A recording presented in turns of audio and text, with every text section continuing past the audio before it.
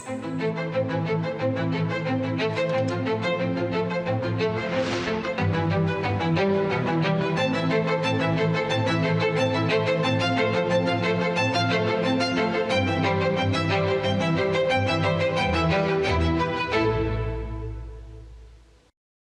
ಪ್ರೀತಿಯ ದೇಶವಾಸಿಗಳೇ, ನಮಸ್ಕಾರ.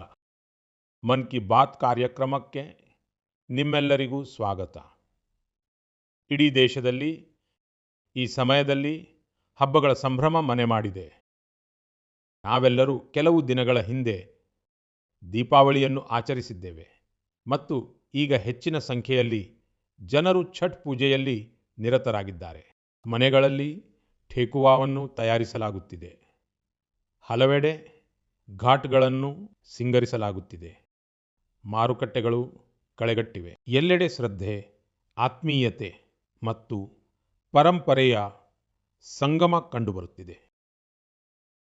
ಛಠ್ ವ್ರತವನ್ನು ಆಚರಿಸುವ ಮಹಿಳೆಯರು ಈ ಹಬ್ಬಕ್ಕಾಗಿ ಸಿದ್ಧತೆ ನಡೆಸುವ ಸಮರ್ಪಣೆ ಮತ್ತು ಭಕ್ತಿಯು ಬಹಳ ಸ್ಫೂರ್ತಿದಾಯಕವಾಗಿದೆ. ಸ್ನೇಹಿತರೆ, ಛಠ್ ಮಹಾಪರ್ವವು ಸಂಸ್ಕೃತಿ, ಪ್ರಕೃತಿ ಮತ್ತು ಸಮಾಜದ ನಡುವಿನ ಗಾಢವಾದ ಏಕತೆಯ ಪ್ರತಿಬಿಂಬವಾಗಿದೆ. ಛಠ್ ಘಾಟ್ಗಳಲ್ಲಿ ಸಮಾಜದ ಪ್ರತಿಯೊಂದು ವರ್ಗವೂ ಒಟ್ಟಿಗೆ ನಿಂತಿರುತ್ತದೆ. ಈ ದೃಶ್ಯವು ಭಾರತದ ಸಾಮಾಜಿಕ ಏಕತೆಯ ಅತ್ಯಂತ ಸುಂದರ ಉದಾಹರಣೆಯಾಗಿದೆ.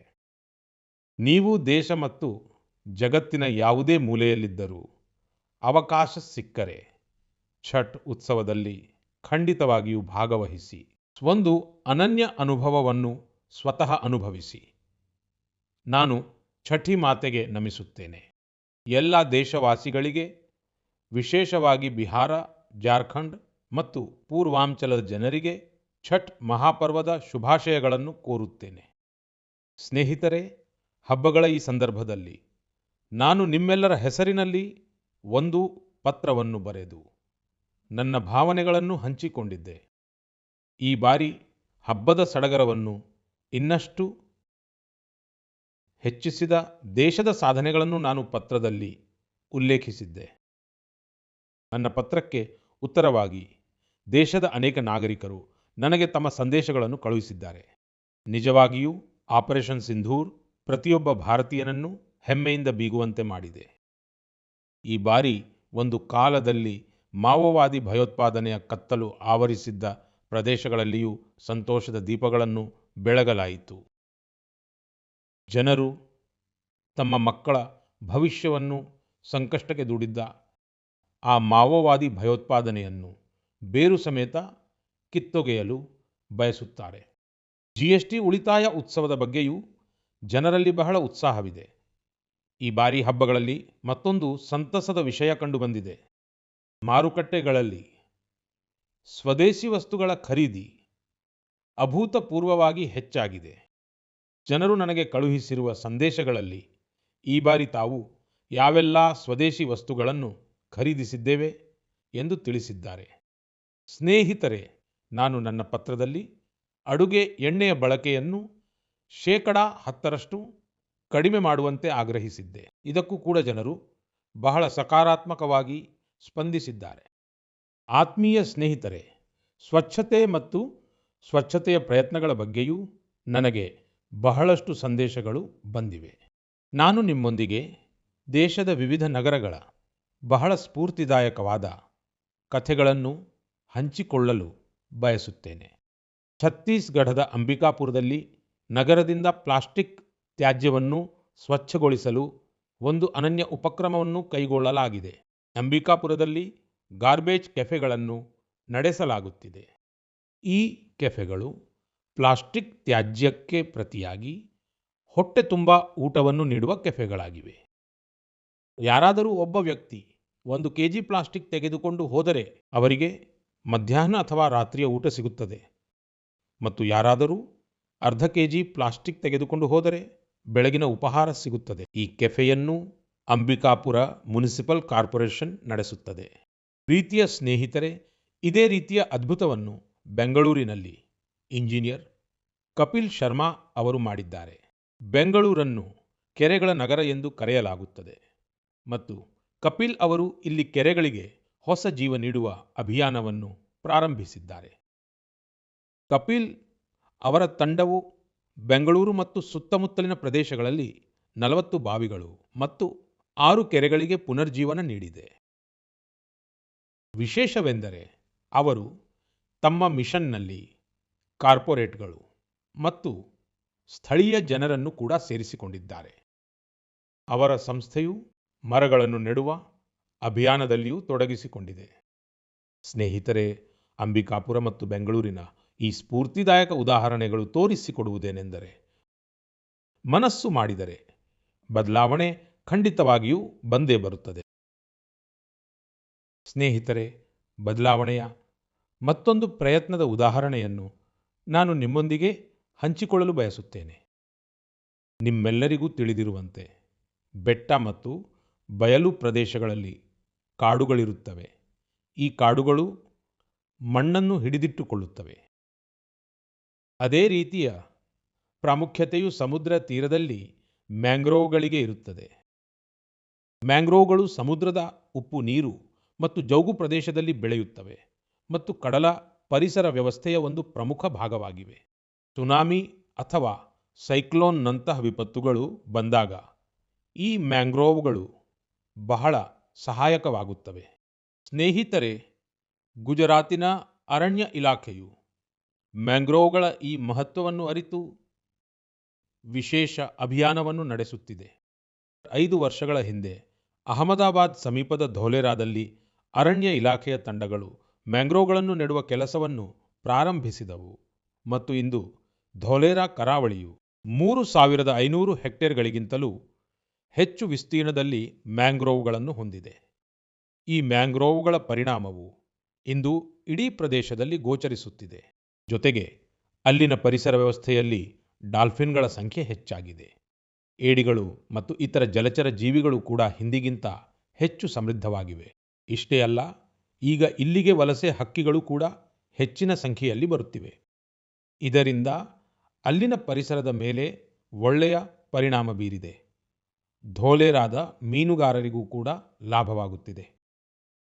ಗೆಳೆಯರೇ, ಧೋಲೇರಾದ ಹೊರತಾಗಿ ಗುಜರಾತಿನ ಕಚ್ನಲ್ಲಿಯೂ ಕೂಡ ಇತ್ತೀಚಿನ ದಿನಗಳಲ್ಲಿ ಮ್ಯಾಂಗ್ರೋವ್ ಪ್ಲಾಂಟೇಶನ್ ತುಂಬಾ ಭರದಿಂದ ಸಾಗುತ್ತಿದೆ. ಅಲ್ಲಿನ ಕೋರಿ ಕ್ರೀಕ್ನಲ್ಲಿ ಮ್ಯಾಂಗ್ರೋವ್ ಲರ್ನಿಂಗ್ ಸೆಂಟರ್ ಕೂಡ ಸ್ಥಾಪಿಸಲಾಗಿದೆ. ಪ್ರೀತಿಯ ಸ್ನೇಹಿತರೆ, ಇದು ಮರಗಿಡಗಳ ವಿಶಿಷ್ಟ ಲಕ್ಷಣವಾಗಿದೆ. ಸ್ಥಳ ಯಾವುದೇ ಇರಲಿ, ಅವು ಪ್ರತಿಯೊಂದು ಜೀವಿಯ ಒಳಿತಿಗಾಗಿ ಕೆಲಸ ಮಾಡುತ್ತವೆ. ಆದ್ದರಿಂದಲೇ ನಮ್ಮ ಗ್ರಂಥಗಳಲ್ಲಿ ಹೀಗೆ ಹೇಳಲಾಗಿದೆ, ಧನ್ಯ ಮಹಿರುಹಯೇಭ್ಯೋ ನಿರಾಶಾಂ ಯಾಂತಿ ನಾರ್ಥಿನಃ. ಯಾರನ್ನೂ ನಿರಾಶೆಗೊಳಿಸದ ಆ ಮರಗಳು ಮತ್ತು ಸಸ್ಯಗಳು ನಿಜಕ್ಕೂ ಧನ್ಯವಾಗಿವೆ. ನಾವು ಯಾವ ಪ್ರದೇಶದಲ್ಲಿ ವಾಸಿಸುತ್ತೇವೆಯೋ ಅಲ್ಲಿ ನಾವು ಕೂಡ ಖಂಡಿತವಾಗಿಯೂ ಮರಗಳನ್ನು ನೆಡಬೇಕು. ತಾಯಿಯ ಹೆಸರಿನಲ್ಲಿ ಒಂದು ಗಿಡ ಎನ್ನುವ ಅಭಿಯಾನವನ್ನು ನಾವು ಮತ್ತಷ್ಟು ಮುಂದುವರೆಸಬೇಕಾಗಿದೆ.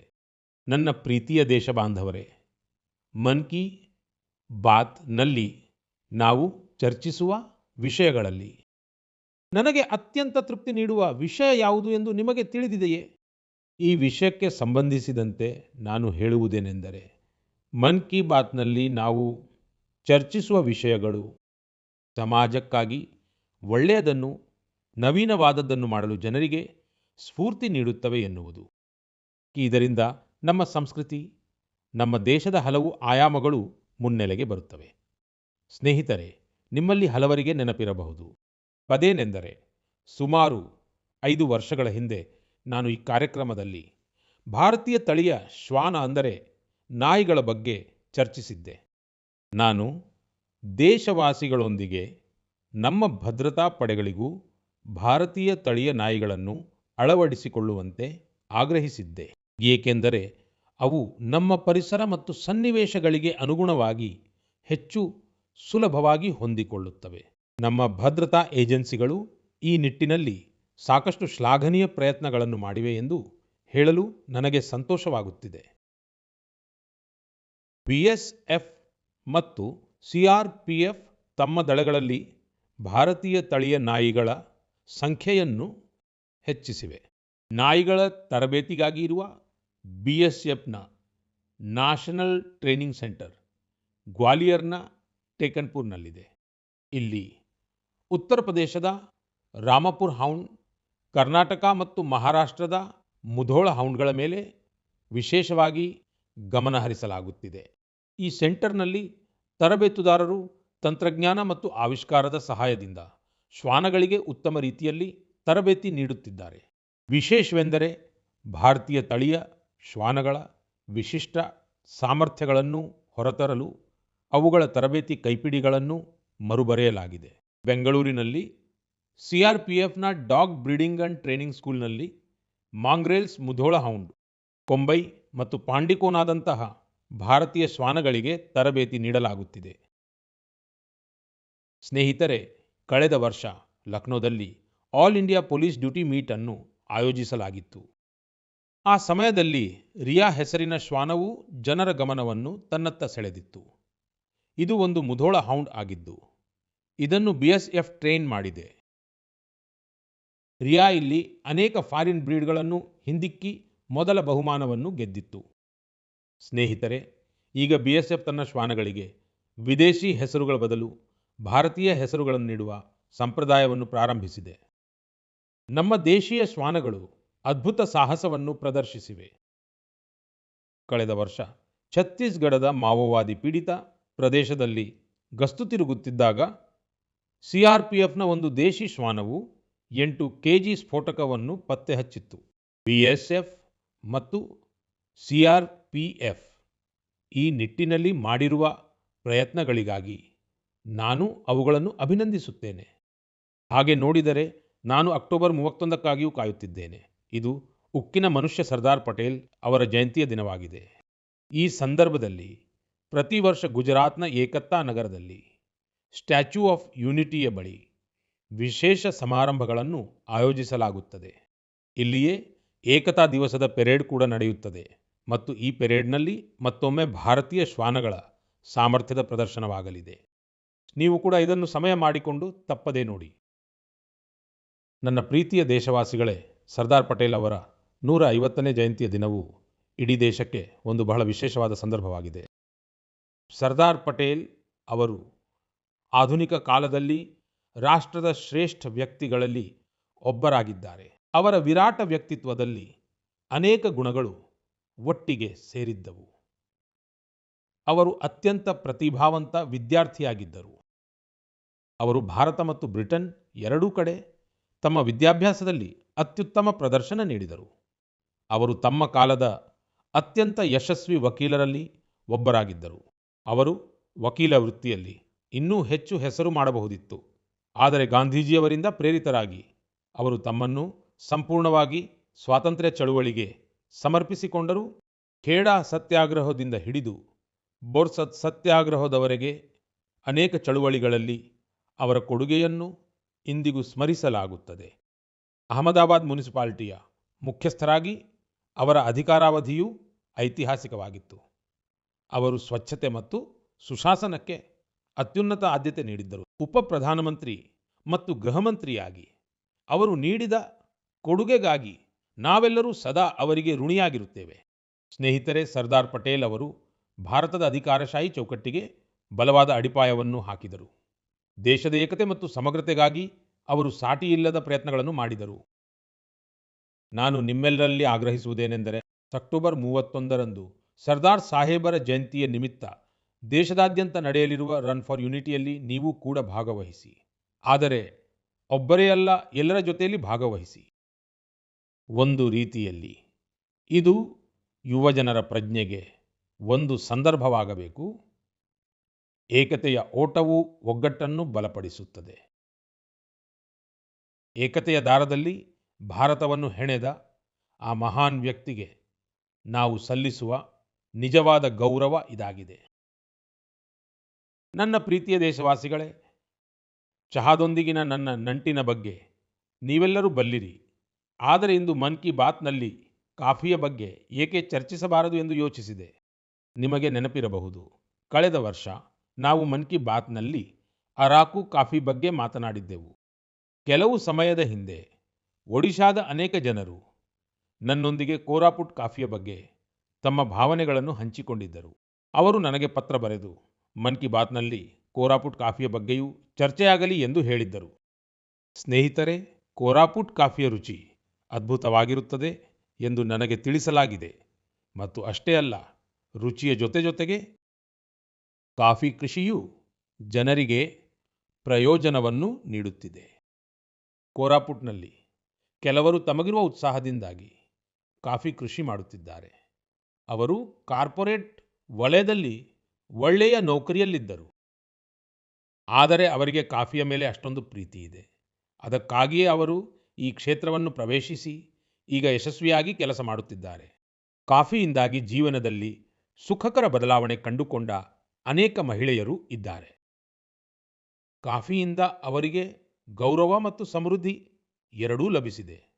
ಸರಿಯಾಗಿಯೇ ಹೇಳಲಾಗಿದೆ, ಕೋರಾಪುಟ್ ಕಾಫಿ ಅತ್ಯಂತ ಸುಸ್ವಾದು, ಏಹಾ ಒಡಿಶಾರ ಗೌರವ್.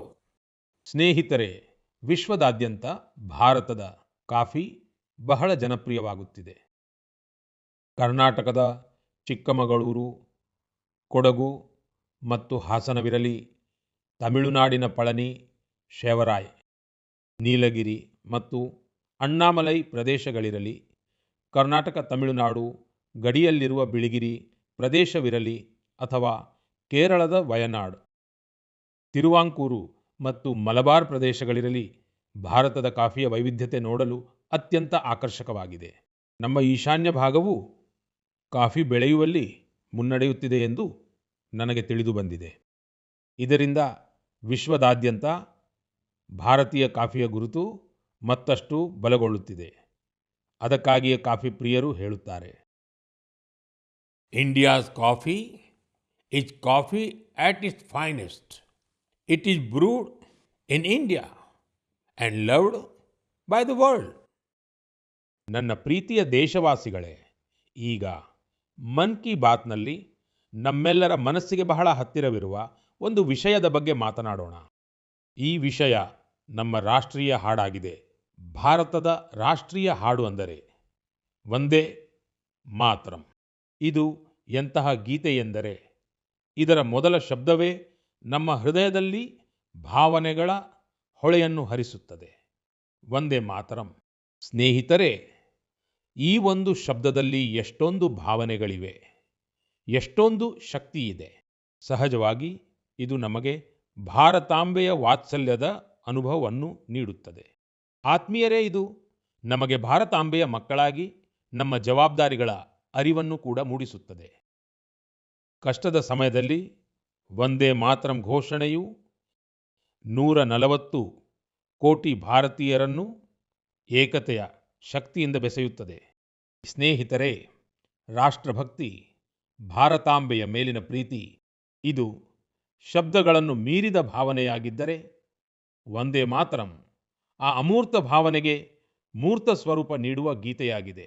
ಇದನ್ನು ಬಂಕಿಮಚಂದ್ರ ಚಟ್ಟೋಪಾಧ್ಯಾಯ ಅವರು ಶತಮಾನಗಳ ಗುಲಾಮಗಿರಿಯಿಂದ ಶಿಥಿಲಗೊಂಡಿದ್ದ ಭಾರತದಲ್ಲಿ ಹೊಸ ಚೈತನ್ಯವನ್ನು ತುಂಬಲು ರಚಿಸಿದರು.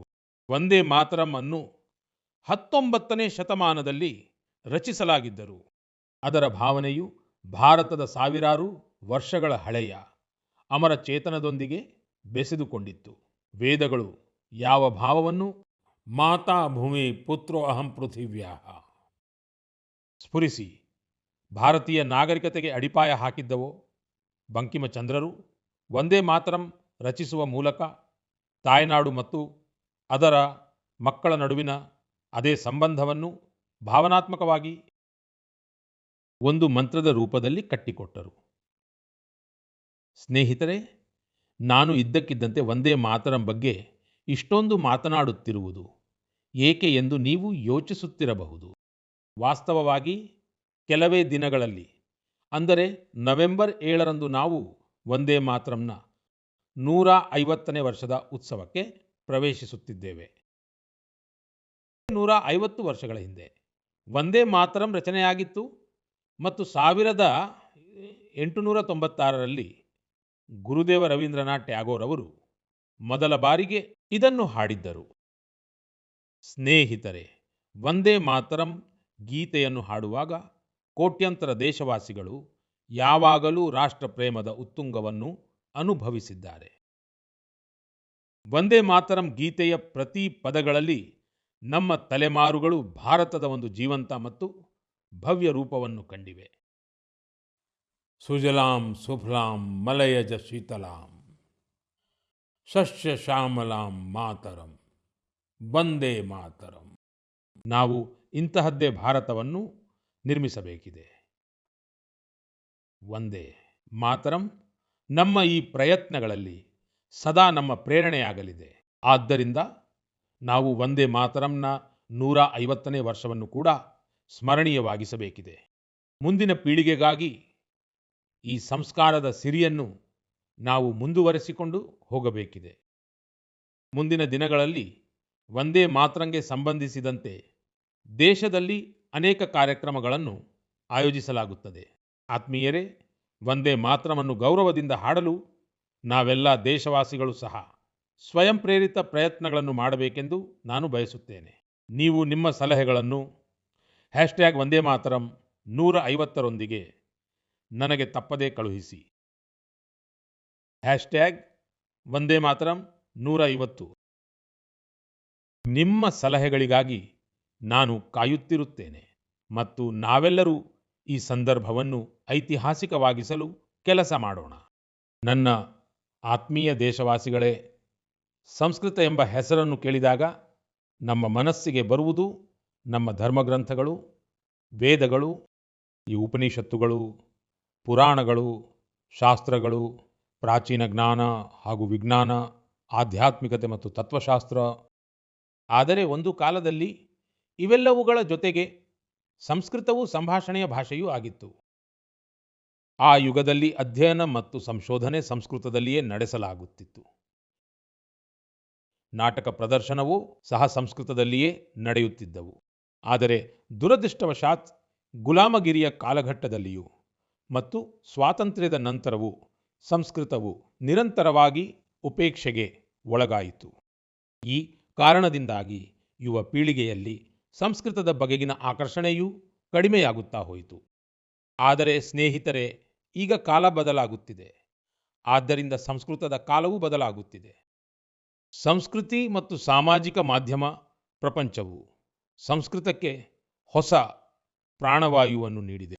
ಇತ್ತೀಚಿನ ದಿನಗಳಲ್ಲಿ ಅನೇಕ ಯುವಕರು ಸಂಸ್ಕೃತಕ್ಕೆ ಸಂಬಂಧಿಸಿದಂತೆ ಬಹಳ ಆಸಕ್ತಿದಾಯಕ ಕೆಲಸ ಮಾಡುತ್ತಿದ್ದಾರೆ.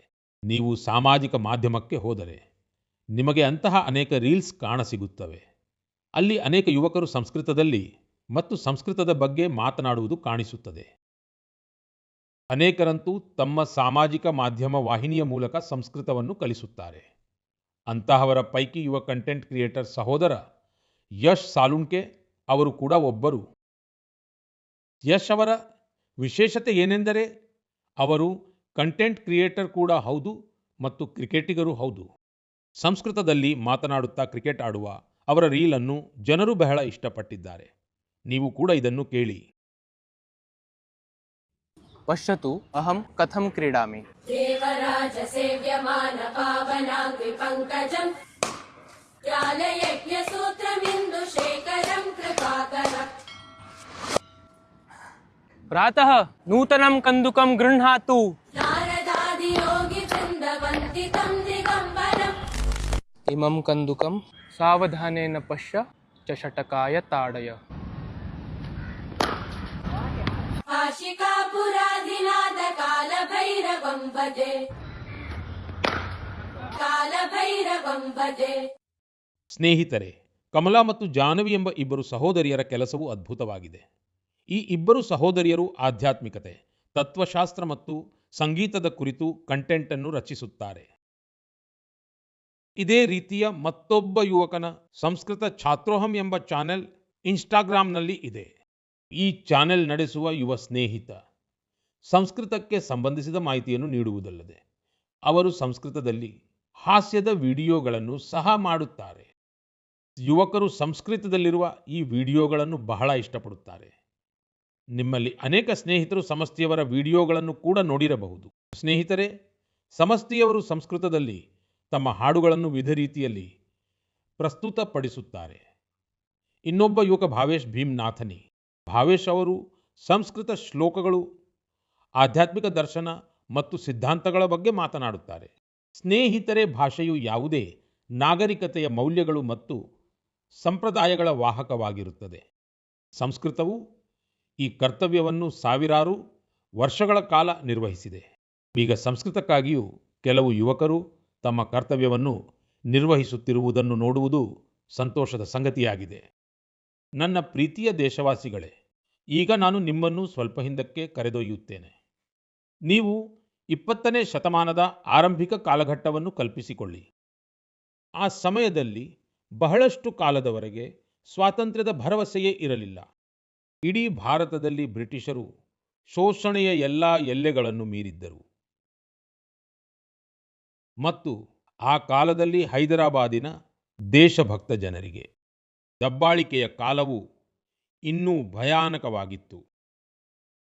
ಅವರು ಕ್ರೂರಿ ಮತ್ತು ನಿರ್ದಯಿ ನಿಜಾಮನ ದೌರ್ಜನ್ಯಗಳನ್ನು ಸಹ ಸಹಿಸಬೇಕಾಗಿತ್ತು.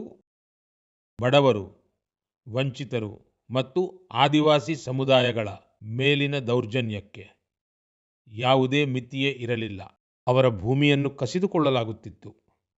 ಅದರ ಜೊತೆಗೆ ಭಾರೀ ತೆರಿಗೆಯನ್ನು ಕೂಡ ವಿಧಿಸಲಾಗುತ್ತಿತ್ತು. ಅವರು ಈ ಅನ್ಯಾಯವನ್ನು ವಿರೋಧಿಸಿದರೆ ಅವರ ಕೈಗಳನ್ನೇ ಕತ್ತರಿಸಲಾಗುತ್ತಿತ್ತು.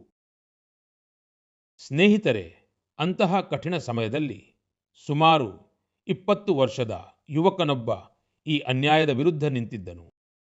ಇಂದು ಒಂದು ವಿಶೇಷ ಕಾರಣಕ್ಕಾಗಿ ನಾನು ಆ ಯುವಕನ ಬಗ್ಗೆ ಪ್ರಸ್ತಾಪಿಸುತ್ತಿದ್ದೇನೆ.